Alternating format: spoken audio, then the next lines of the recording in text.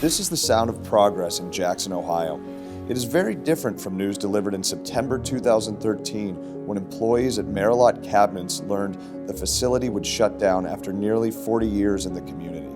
It was a shocker. I mean, no one made any comments, no questions were taken. What it meant was the fact that there was over 100 jobs that many of the people had had for 30 and 40 years, had been there their entire lifetime, and now all of a sudden that income and that job was gone. It was a devastating blow to Jackson, which had already suffered from the closing of a facility next door to Merillat Cabinets that employed 500 people. That one block one time used to employ as much as 1,000 people, and now there were none. While the community struggled with the massive loss of jobs, Taylor Lumber and Ohio Valley veneer owner Ed Robbins only saw potential.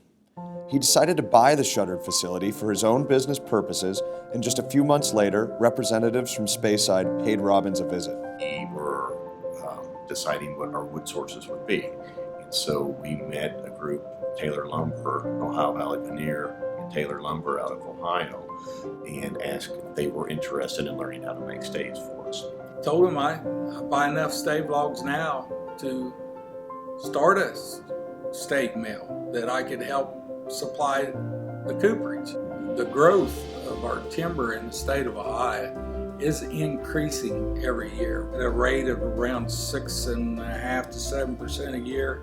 We're only cutting about a 3%. The demand for barrels grew so much that the Scotland-based cooperage decided to build their own facility. Speyside had already planned to put their cooperage in Kentucky, widely considered home of the bourbon industry. But while visiting his recently purchased site, Robbins continued to sell Ohio. But I kept telling them, you need to talk to Jobs Ohio. You need to talk. They will help you. And sure enough, they did. We started meeting some people from Ohio, the Jobs Ohio folks, APEG folks. The more we met people, it slowly started to make sense to us. It's a first not only for the APEG region, but for Ohio to be directly supporting internationally the bourbon market. 18 months later, after successfully partnering with Jobs Ohio and APEG, Speyside's operating cooperage in Jackson is thriving. It is now considered one of the largest cooperages in America and is an asset to the community and to the state. In Ohio, and specifically the APEG region, timber is a growth industry.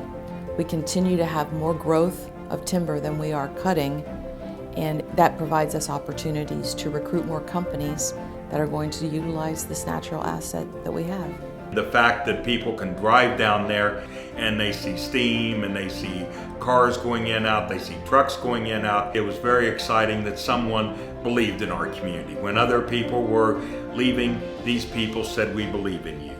Within 4 months, Speyside had hit the production targets that they had allotted for their first year of operation, and have already made the announcement that they are adding people and adding machinery and equipment to increase production.